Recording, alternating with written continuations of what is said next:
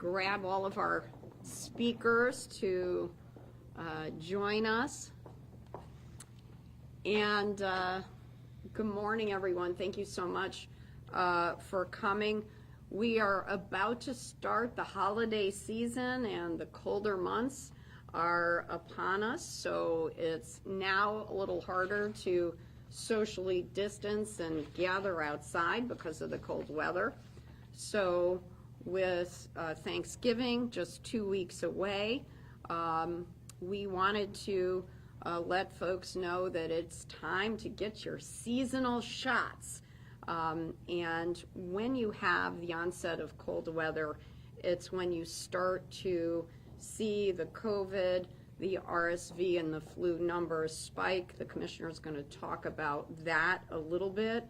And so we are all here today to encourage people to start getting their seasonal shots. And we know that getting vaccinated is the easiest way to keep each other safe. And we'll just take one pause because we'll let you folks get set up. Sorry about that. You're fine. I almost got stuck in the elevator. Oh dear, okay. Well, we do have a lot of public safety people here to assist. Thank God for them, right? Exactly, exactly. Okay, oopsie, wait a minute, let's make sure that's stable.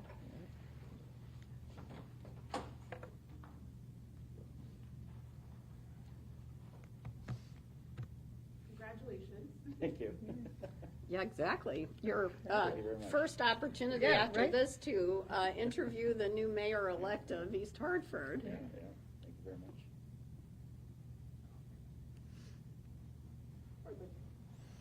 All right, so we're 2 weeks away from Thanksgiving, and all of the holidays are starting. We have cold weather, and with cold weather comes greater numbers of flu, COVID, and RSV cases. We have preliminary data from the Department of Public Health showing that since October 1st, our state has seen 208 flu cases, more than 1,700 COVID-19 cases, and 730 RSV cases. So these kinds of seasonal illnesses are on the rise, and so now it's really important to get your seasonal shots because for some people, especially older folks and those with immune issues, these diseases can be deadly.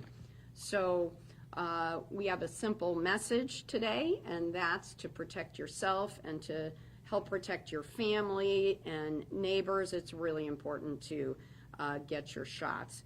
Infants, older adults, and people with weakened immune systems, like those who are undergoing cancer treatment, are particularly vulnerable and at risk. So as we start planning our holiday gatherings, it's important that we remember some important things to help prevent the spread of disease. It's important to get vaccinations. It's important to wash your hands thoroughly. And also, if you feel flu-like symptoms or COVID symptoms, please get tested and keep away from other folks if indeed you test positive. Follow all the guidelines that our health departments have put forward, and truly the best gift you can give to yourself and your loved ones is to get your seasonal shots. So with that, it is my pleasure to introduce the fearless leader of our Department of Public Health, Commissioner Manisha Jutani.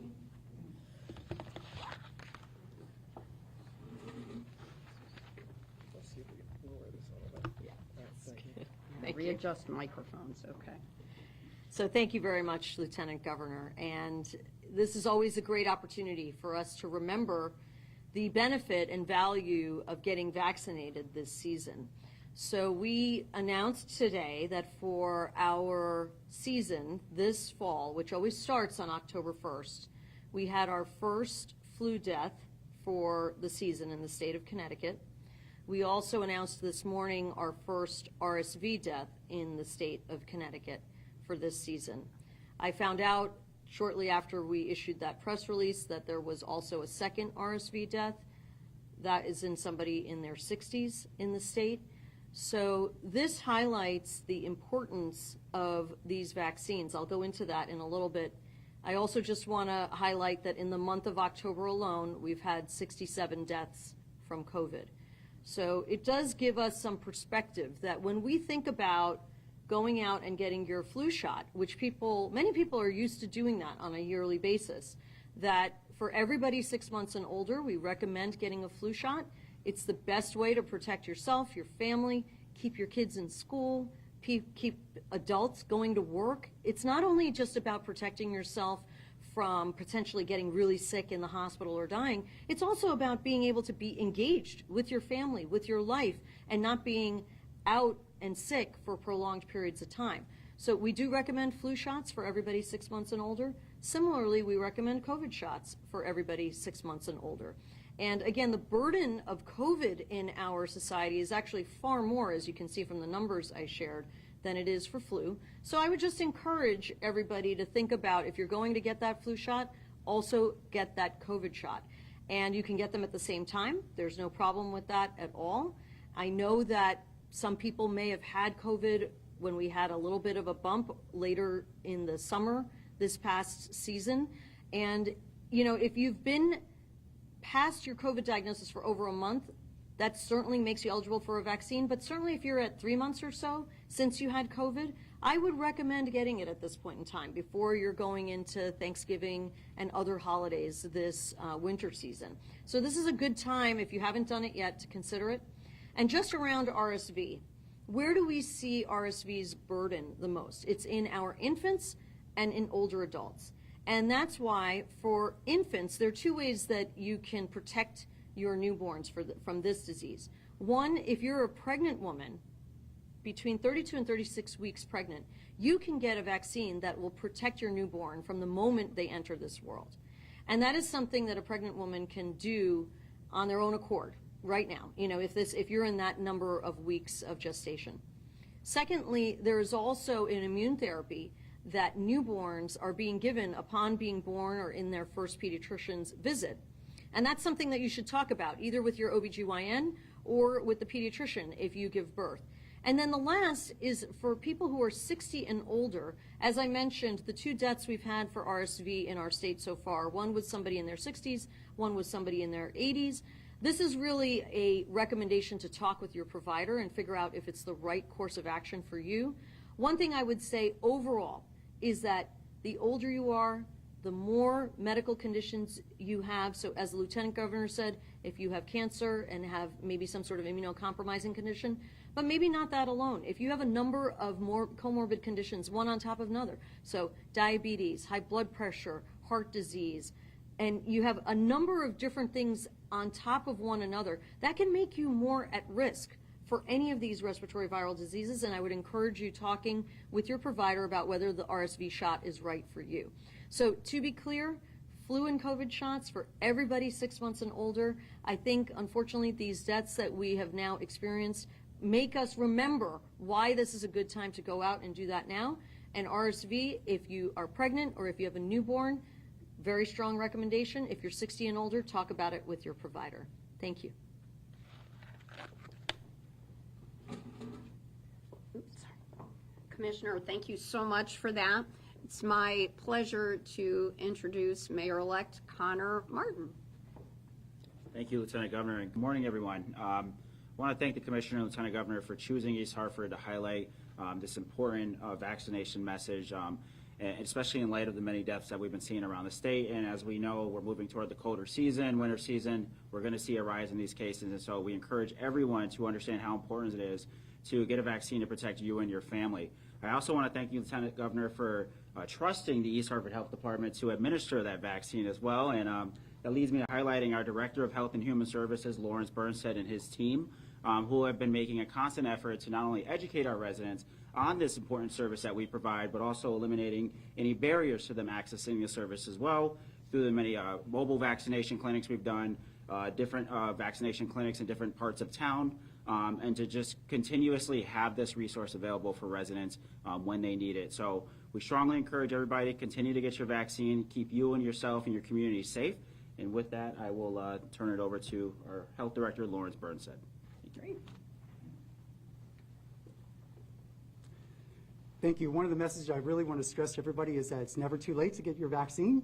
Here we are right now, still offering vaccination clinics. And as a local health director, I can definitely share the message with my counterparts that all of our health departments are still offering vaccination clinics or working with our local healthcare provider partners to try to make mobile services and outreach to our at-risk populations or hard-to-reach populations. So if individuals have not gotten their COVID or flu vaccine or their RSV vaccine, reach out to your local health department, call and ask to speak with a public health nurse. They can certainly help answer your questions and guide you through whether or not you are recommended to receive specific vaccinations and where you can get them. And that includes questions regarding any kind of medical comorbidities or whether it might be the best benefit for you to speak with a healthcare provider considering your underlying history of medical conditions. And then we can also guide you on the locations where you can receive your vaccine. Like I mentioned, our local health department continues to offer vaccination services at various locations in town so we can make them more accessible to our residents. But we also take appointments through our local health department, and that's a similar trend with our other health department sites in the state. And then also follow your local health department for news and updates because oftentimes we advertise when we ourselves or our healthcare provider groups within town are offering mobile services so we can connect you to an accessible, convenient way. And these are vaccines that you can receive, whether it be through your health department, through your primary care provider, through a pharmacy. There are many options for you. Oftentimes those are very convenient and accessible, so stay connected with us and we can make sure that we get you connected to vaccination services. Thank you. Okay, so we'll do on-topic questions. Yeah, my question is for one of the health officials. Sure. When you talk about older people and the RSV vaccine, are you talking about over 60? Are you talking over 65? Can you be specific on that? And do you need to have underlying conditions or can you just be 60 or over? So the recommendation from the CDC is for people 60 and older to have a conversation with their healthcare provider on whether it's right for them. So anybody 60 or older would be eligible to receive the vaccine, but because of questions regarding, how many different comorbidities somebody may have, certainly somebody with more comorbidities would have more risk. But definitely we know that age is certainly a risk for all of these respiratory viral diseases, which is why there's a question of, just having that shared decision-making model of talking about it with a provider. Can you also talk about the symptoms of RSV? Because I think sometimes people in cold and flu season and COVID and RSV, they might not be able to differentiate amongst the three. That is absolutely correct, and to be honest, those are not the only 3 viruses that are out there. We have many, many more viruses that are out there that circulate at this time of year. The problem is for those other viruses, we don't have anything you can do about it. So the real crux of what we're trying to get at here is that these are 3 viruses we can do something about in terms of prevention. In addition, we do have treatment, as we know, for both COVID and flu. And so those, I would say, there's an even additional incentive to get potentially tested if you're older because there's something you could do about it. RSV, less so. So I think there, whether you have RSV or one of the other many viruses where we don't have a treatment per se, there's less to do about that. There are certain circumstances where if somebody's actually hospitalized, there may be certain treatments or other things that might be considered. But for somebody who is having a milder disease, that's less important. What's more important is, for COVID and flu testing, certainly there are outpatient treatments that you could be eligible for. So that would be important for somebody, particularly an older person with multiple medical conditions, because in that situation, a treatment may make a real difference. Final question. You talked about babies and RSV. I understand there is a shortage with vaccines for babies. Can you talk about that? So there were 2 treatments that I talked about. One, that a pregnant woman can take herself to protect her baby. There is no shortage whatsoever on that vaccine. The other treatment, nirsevimab, which is a monoclonal antibody, so it's an immune therapy, not a vaccine, but that is what's being administered to newborns in our state. Right now, we have plenty of access for newborns for that. However, over the course of the season, we may see supply dwindle over time. We are getting additional doses from the CDC as the season progresses. So right now, what I would suggest is that for pregnant women, if you can go out there and just get vaccinated in that week period where you know the moment your child is born, they will be protected, I would certainly encourage them to do that. There is no shortage whatsoever. And you can get this vaccine in a number of places, just like Lawrence described. But for those that have not done that, and they are now delivering, in most of the places throughout our state, whether it be in the hospital or in a pediatrician's office, there is availability and access to this therapeutic. Commissioner, you mentioned that there were 67 COVID-associated deaths either in October or since October. How does that compare to previous years? So in terms of previous years, let me just take a look at, I do have a chart. I think in terms of the exact number of deaths that we've had in previous years in the month of October, I don't have that information right off the top of my head. What I would say is that in terms of hospitalizations, we are lower in terms of hospitalizations or than we were at this time of year last year. Actually, it's a similar rate to where we were at this time last year in terms of hospitalizations, but then we had sort of the winter peak that came after this. So if I were to guess, I would say our deaths are probably similar to last year, but we can follow up with additional information for you on that. How does the uptake of the COVID vaccine compare this year to prior years? So there are a few different things I would say on that. First of all, for many people, they got their initial series, and we had great uptake in the state of Connecticut. Last year, we had a bivalent vaccine, which was the last time most people could have potentially gotten a vaccine for COVID. And we had modest uptake for that. And I would say right now, we are lower in terms of our COVID vaccination rate than we are for our flu vaccination rate. So for example, and we do have this on our public-facing site as well, if we have, close to 300,000 COVID vaccines that have been given, we have, close to 800,000 flu vaccines that have been given. And it is the same eligibility in terms of 6 months and older. So I guess my main message for everybody is that if you would normally get a flu vaccine, in the same way, I would recommend that you get a COVID vaccine. I've recommended it for my family. I've recommended it from the entire spectrum of age of members in my extended family.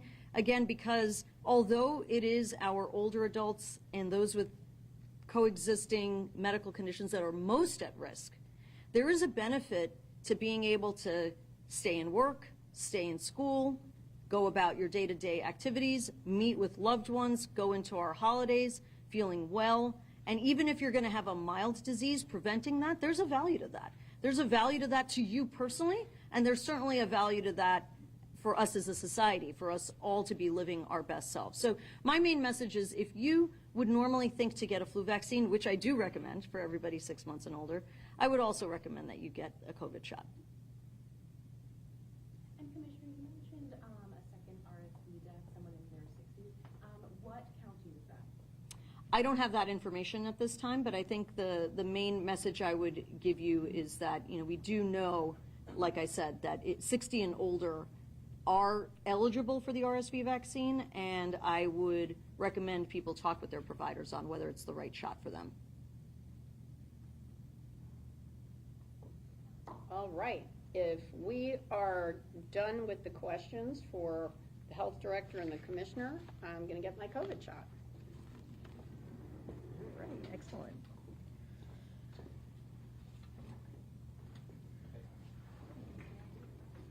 Oh, I can stand it.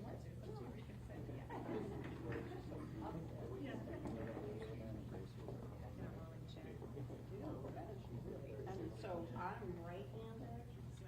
Yeah.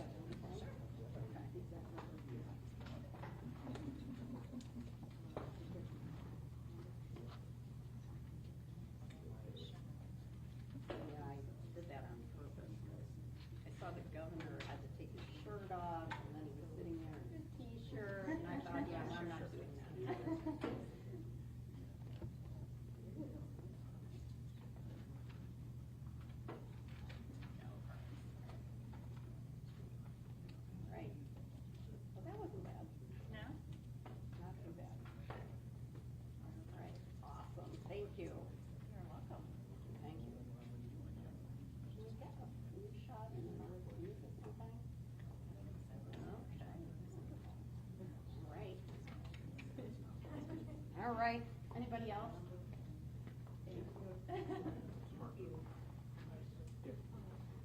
If anybody else hasn't received their flu or COVID shot, we actually have several doses available. Feel free to take us up on this opportunity and get either or both. We can stay here for a few extra minutes. Oh, that's so nice. Thank you. Thank you, Laura.